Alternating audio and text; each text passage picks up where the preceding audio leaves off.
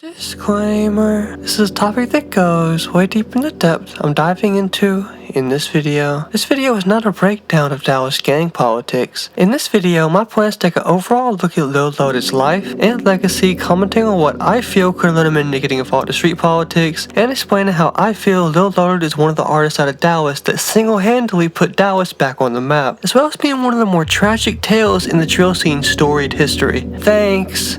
I hope you enjoy. Deshaun Maurice Robertson, better known by his stage name, Lil Loaded, is a prominent Dallas drill artist who through a stroke of luck and with the help of a crowd or reaction channel would blow up and go viral and end up becoming the genesis of an entire wave of musicians to come up out of Dallas after him. Even with all that, he'd end up taking his own life after his girlfriend would cheat on him, he accidentally killed his best friend, and he'd lose one of his brothers. This is the story of the creator of the Dallas drill, the sad legend of Lil Loaded. Originally born in San Bernardino, California on August 1st, 2000, the young Lil Loaded and his 4 siblings would end up moving from California to Dallas, Texas when he was around 10 years old, though he was said to have gone back to Cali a few times after this point here and there. Given that Loaded was raised by a single mother and that his father was in prison, points to the fact that growing up, Loaded's household was on the poor side economically, especially given the fact that there was 5 kids in his household. It was this inopportunity that led Lil Loaded's older brother into the streets, and Loaded himself would end up following him down the same path as he looked up to him as younger brothers tend to do.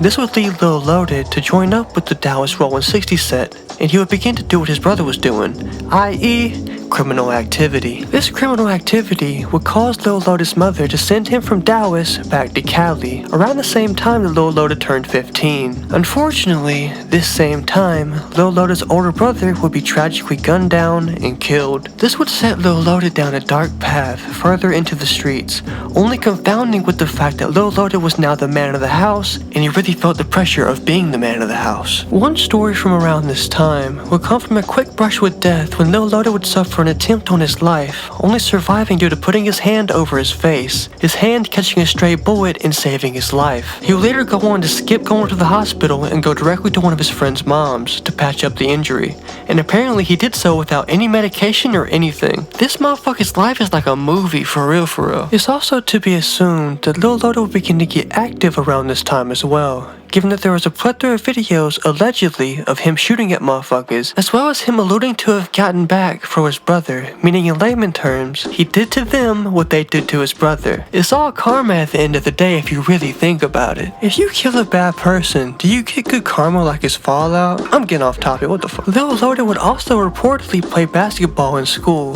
this even being where he would end up getting his name, Lil Loaded, given his proclivity to showing up at practice high as a kite. When Lil Loaded was around the age of 18, he would begin to write and record music, the first video he ever made and released being the June 8th, 2019 music video for BOS. The song is a melodic auto-tune type trap that was made popular around this time by artists like YNW Melly and Fredo Bang. Melly being mentioned as the direct inspiration for this track specifically. The video for BOS is currently sitting at a solid 794,000 views, but originally it wouldn't even come close to that, the number originally being around 500. By a stroke of divine luck, the next music video Loaded would go on to drop, the July 26, 2019 track, Block Baby, would go crazy on the internet. This song would be a 2-take freestyle over an NLE Choppa type beat that Loaded expected to go nowhere. Unbeknownst to Loaded, a Polish Aussie YouTuber by the name of Tommy Craze would react to Block Baby on his 0-view music video series,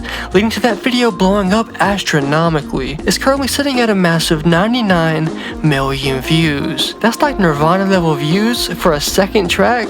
This shit is fucking wild. From this point on, Lil Loaded would consistently pull millions of views each song, with tracks like Smoke Today, Ops on Fire, and Goat Freestyle getting 3.6 million, 4.8 million, and 1.2 million respectively.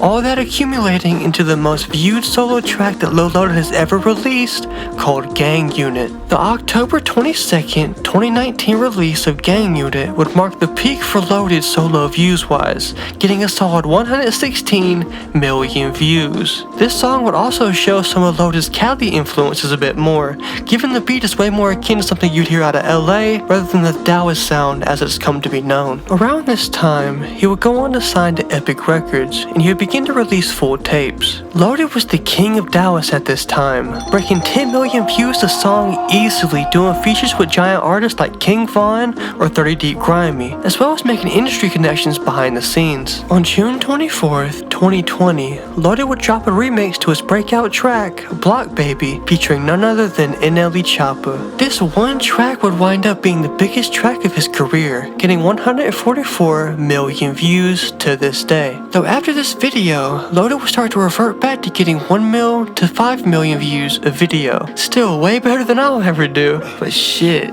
that's quite a drop. On October 25th, 2020, Lil Loaded, during a music video, would accidentally shoot and kill one of his close friends, leading to police to pick him up a year later for manslaughter. This doesn't get talked about enough when it comes to the lead up to Lil Loaded unaliving himself. This was the beginning of Lil Loaded's emotional spiral that would end up with him taking his own life. But it wasn't the only thing that caused it, it was just the beginning. Before his untimely arrest, Lil Loaded would continue to drop music pretty consistently, probably due to label contracts demanding he give a certain amount of output. The songs around this time would lean into the more melancholic vibes that Loaded must have been feeling at the time, with songs like Emotional Killer or While I'm Here featuring Polo G. These songs each giving glimpses into the deterioration of Lil Loaded's mental health, him saying things like show love while I'm here, don't wait till I'm dead, and ominous shit like that. Lil Loaded would go on to record the song Hard Times featuring Hot Boy right before turning himself in for the manslaughter in February of 2021. This song also being a downbeat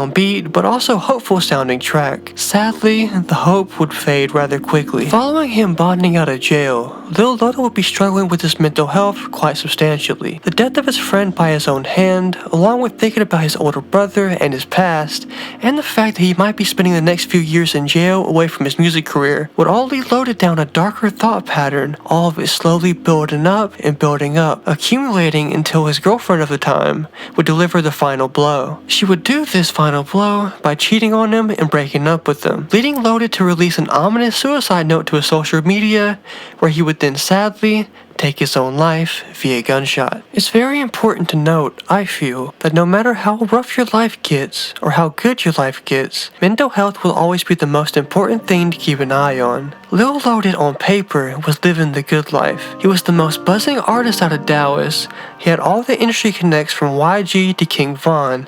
He was on top of the world, except that's just on paper. If you dig a little deeper than the surface, you will see a young adult struggling with the consistent loss of people around him, struggling with drug abuse, as well as the guilt of manslaughter for killing his friend. And lastly, the betrayal of a girl who he truly seemed to love led Loaded to make the worst decision in his life. I say all this to say, Lil Loaded ended his suffering by forcing it on those who cared about him. He couldn't see the potential he had, and he became blinded by the tragedy that was all around him. And I hope that none of y'all fall into the same trap. But if y'all do, remember, there are people who truly care about you, and if you don't even know them yet, you will meet them. Don't spit on them for relief from feelings that are temporary or for problems that are solvable. If you need help, speak to someone, but don't ever give up. Things will only get better if you keep going.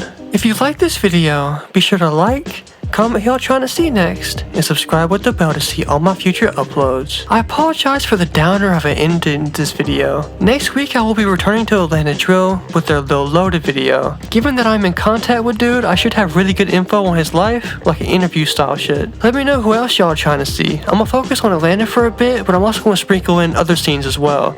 So that means one tab because he got requested and a few other people. As always, I appreciate y'all's support, but with all that out the way, peace out. Chill out. Fight for the future.